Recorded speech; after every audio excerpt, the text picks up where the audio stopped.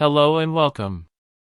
In this lesson, we're going to explore two simple but very useful ways to move around in a Microsoft Word document, using the scroll bars and using the navigation pane. Whether your document is short or stretches across dozens of pages, these tools will make moving through your content much faster and easier.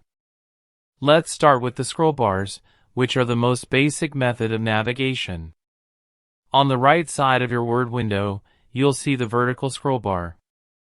This allows you to move up and down through your document.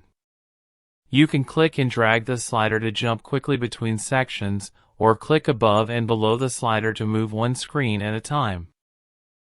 If you prefer smaller steps, use the little up and down arrows. When your content is wider than the window, you'll also see a horizontal scroll bar at the bottom of the screen. Simply drag it left or right to view wide tables or other content that doesn't fit on the page. You can also use your mouse wheel or touchpad to scroll more smoothly. And don't forget, the page up and page down keys on your keyboard are another quick way to move one screen at a time. Now, let's move on to the navigation pane, which offers a more advanced way to get around. To open it, go to the View tab on the ribbon and, in the Show group, check the box labeled Navigation Pane. The pane will appear on the left side of your screen. The navigation pane is especially powerful if your document uses headings. Each heading will appear as a clickable item in the pane, so you can jump directly to that section with a single click.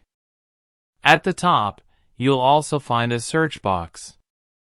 Just type in a word or phrase, press enter, and the pane will show you every match in the document. If your headings aren't showing up, simply apply heading styles from the Home tab, such as Heading 1 or Heading 2. Once applied, those headings will appear automatically in the navigation pane.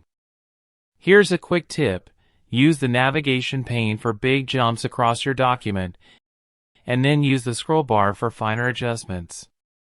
Combining the two makes navigating even the longest documents quick and efficient. And that's it. Thanks for following along, and I'll see you in the next lesson.